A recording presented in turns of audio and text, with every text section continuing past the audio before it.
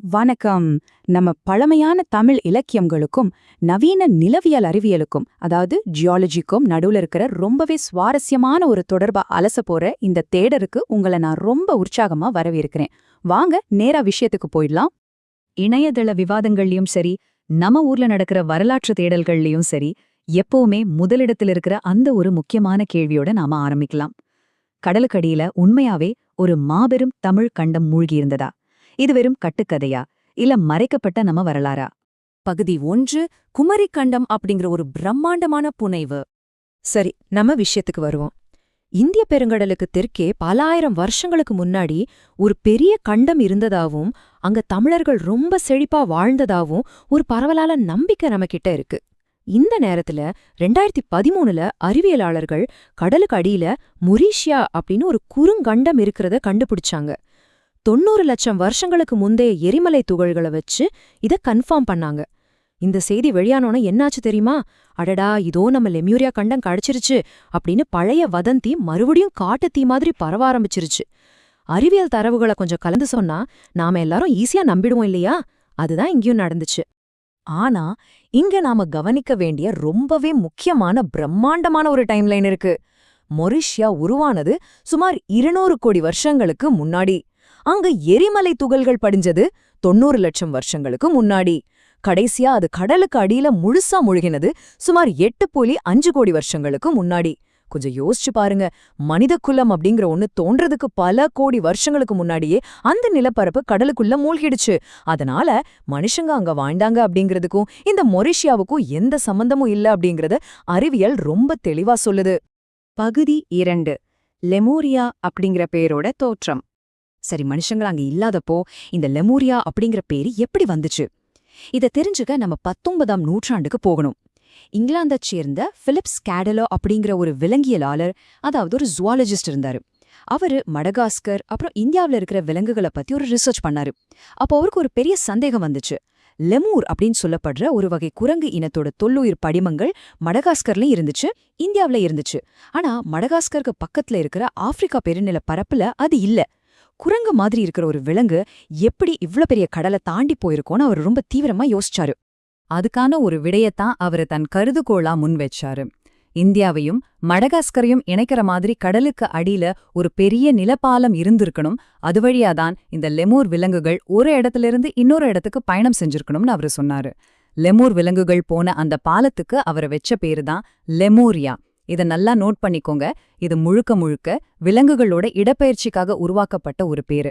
நம்ம மனித நாகரிகத்துக்கும் இதுக்கும் துளி கூட சம்பந்தம் கிடையாதுங்க. பகுதி 3 கண்டப்பெயர்ச்சி பத்தின அறிவியல் உண்மைகள். சயின்ஸ் எப்பவுமே ஒரே இடத்துல நிக்காது இல்லையா?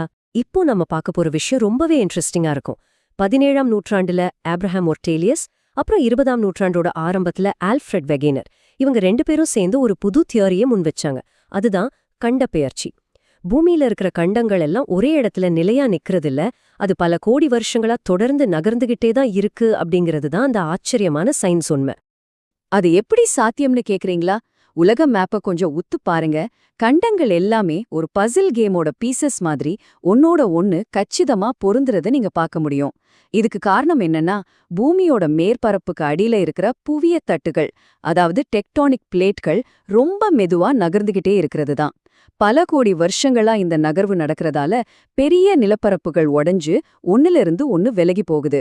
இதுதான் ஸ்கேட்லர் சொன்ன நிலப்பாலம் தப்புன்னும் கண்டங்கள் நகருது அப்படிங்கறது தான் சரினும் ரொம்ப தெளிவா நிரூபிச்சுது. இத இன்னும் கொஞ்சம் டீட்டெயிலா பாப்போம். 75 கோடி வருஷங்களுக்கு முன்னாடி இந்தியாவும் மடகாஸ்கரும் ரோடினியா அப்படிங்கிற ஒரே பிரம்மாண்டமான கண்டத்தோட பகுதிகளா பக்கத்துல ஒட்டிக்கிட்டு தான் இருந்துச்சு.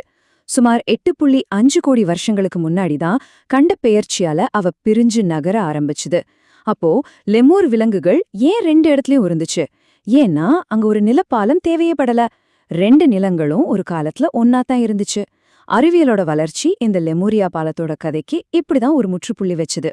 பகுதி 4 தமிழ் இலக்கியமும் மேற்கத்திய புனைவும் இணைகிற புள்ளி. இங்கதான் ஒரு சுவாரஸ்யமான கேள்வி வருது. விலங்கியல் அறிஞர்களால ஒதுக்கப்பட்டு சயின்ஸால முழுசா மறுக்கப்பட்ட ஒரு மேற்கத்திய தியரி எப்படி நம்ம பழமையான தமிழ் இலக்கியங்களோட கலந்தது? ஒரு பக்கம் விலங்குகளுக்காக உருவாக்கப்பட்ட அந்த லெமூரிய தத்துவம், இன்னொரு பக்கம் நம்ம புறநானூறு சிலப்பதிகாரம் சொல்ற கடல்கோள் பதிவுகள். சம்பந்தமே இல்லாதது ரெண்டும் எப்படி ஒன்னோட ஒன்னு மோதுச்சு? எஸ், கிறிஸ்டோபர் ஜெயக்கரன் மாதிரி ஆழ்வாளர்கள் எழுதினதை படிச்சா இது ரொம்ப தெளிவா புரியும். 1941ல கே. அப்பாதுரை எழுதின குமரிக்கண்டம் அல்லது கடல் கொண்ட தென்னாடு அப்படிங்கிற புக் ஒரு பெரிய திருப்புமுனையா அமைஞ்சுது. அவர் என்ன பண்ணாருன்னா, உலகளவுல பேசப்பட்ட அந்த பழைய லிமியோரியா மேப்பை எடுத்து தமிழ் இலக்கியங்கள்ல சொல்லப்பட்டிருக்கிற கடல் கொண்ட நிலப்பரப்புகளோட அப்படியே வெளிப்படையா இணைச்சிட்டாரு. அறிவியலால கைவிடப்பட்ட ஒரு புவியியல் தியரியும் நம்ம பாரம்பரியமான இலக்கிய பாடல்களும் கரெக்டா அந்த புள்ளில தான் ஒன்னா பிணைக்கப்பட்டுச்சு. அதுக்கு பிறகு வந்த உரையாசிரியர்கள் இலக்கியத்துல இருக்கிற சில வரிகளை ரொம்பவே மிகைப்படுத்தி புரிஞ்சுக்க ஆரம்பிச்சாங்க. உதாரணத்துக்கு, குமரி ஆற்றுக்கும் பழுருளி ஆற்றுக்கும் இடைப்பட்ட தூரம் 770 கிலோமீட்டர் அப்படின்னு பிரம்மாண்டமான கற்பனையான கணக்குகள்லாம் உருவாக்கப்பட்டுச்சு. ஒரு சாதாரண இலக்கிய பதிவு எப்படி இவ்வளோ பெரிய கண்டத்தோட புனைவா மாறிச்சு அப்படிங்கிறதுக்கு இதுவே ஒரு பெரிய சாட்சி. இங்க நடந்த ஒரு முக்கியமான வார்த்தை பிழைய, அதாவது லிங்குவிஸ்டிக் மிஸ் அண்டர்ஸ்டாண்டிங்க நம்ம கண்டிப்பா கவனிச்சாகணும். பழங்காலத்துல நாடு அப்படிங்கிற சொல் ஒரு பெரிய தேசத்தை மட்டும் குறிக்கல, அது ஒரு சின்ன ஊரையோ இல்ல ஒரு உள்ளூர் கிராமத்தையும் குறிக்கதான் பெரும்பாலும் பயன்படுத்தப்பட்டுச்சு. ஆனா பிற்காலத்துல இதை இப்போ இருக்கிற கண்ட்ரீஸ் மாதிரி நினைச்சுக்கிட்டு 49 மாபெரும் தேசங்கள் கடலுக்குள்ள மூழ்கிடுச்சு அப்படின்னு பிரம்மாண்டமா தப்பா புரிஞ்சுக்கிட்டாங்க. இதுதான் அந்த புனைவோட உருவத்தை பல மடங்கு பெருசாக்கிடுச்சு. பகுதி 5, இறுதியான அறிவியல் தீர்ப்பு. பழைய இலக்கியங்கள், மேற்கத்திய கோட்பாடுகள், மொழி பிழைகள்னு எல்லாத்தையும் அலசினதுக்கு பிறகு நாம இப்போ ஒரு உறுதியான முடிவுக்கு வருவோம். இன்றைய நவீன செயற்கைக்கோள் தொழில்நுட்பம் கடலோட அடிமட்டம் வரைக்கும் ரொம்ப துல்லியமா படம் பிடிக்குது. அப்படி பார்க்கும்போது தென்னிந்தியாவுக்கு பக்கத்துல கடலுக்குள்ள அப்படி எந்த ஒரு பிரம்மாண்டமான கண்டமும் மூழ்கி இருக்கிறதுக்கான எந்த தடையும் இல்லைன்னு உறுதியாயிடுச்சு. லெமூர் விலங்குகளோட புதிரான பரவல் தட்டு நகர்வுகளால ரொம்ப தெளிவா தீர்க்கப்பட்டுச்சு. அப்படியே கடலுக்குள்ள மூழ்கின நிலப்பரப்புகள் இருந்தாலும் அது மனுஷங்க தோன்றுவதற்கு பல கோடி வருஷங்களுக்கு முன்னாடி மூழ்கினது தானே தவிர அதுக்கும் மனித நாகரிகத்துக்கும் எந்த சம்பந்தமும் இல்லைங்கிறது தான் அப்பட்டமான உண்மை. ஆக இங்க ரொம்ப முக்கியமான பாயிண்ட் என்னன்னா, நம்ம சங்க இலக்கியங்கள் சொன்னது எல்லாமே பொய் கிடையாது. அதுல ஒரு உண்மை இருக்கு. இலக்கியங்கள்ல குறிப்பிட்டு இருக்கிற கடல் கோள் அப்படிங்கறது உண்மைதான். ஆனா ஒரு முழு கண்டமும் திடீர்னு ஒரே ராத்திரியில அப்படியே கடலுக்குள்ள முழுகல. பல நூற்றாண்டுகளா நடந்த கடுமையான கடல் அரிப்பால, அதாவது கோஸ்டல் எரோஷனால தமிழ்நாட்டோட பல கடலோர துறைமுகங்களும் பழமையான நகரங்களும் கொஞ்சம் கொஞ்சமா கடலுக்குள்ள போயிருக்கு. அதுதான் நிஜமான வரலாறு. இந்த வரலாற்று உண்மையத்தான் பிற்காலத்துல ஒரு பெரிய கண்டமே மூழ்கிடுச்சு அப்படின்னு புனைவா மாத்திட்டாங்க. கடைசியா ஒரு விஷயம், வரலாறு அப்படிங்கிறது நம்ம கடற்கரைகள்ல தொடர்ந்து நடக்கிற கடல் அரிப்புகளால செதுக்கப்படுறதை தவிர கட்டுக்கதைகள்ல வர்ற மாதிரி பிரம்மாண்டமான கண்டங்கள் திடீர்னு மூழ்கினதால கிடையாது.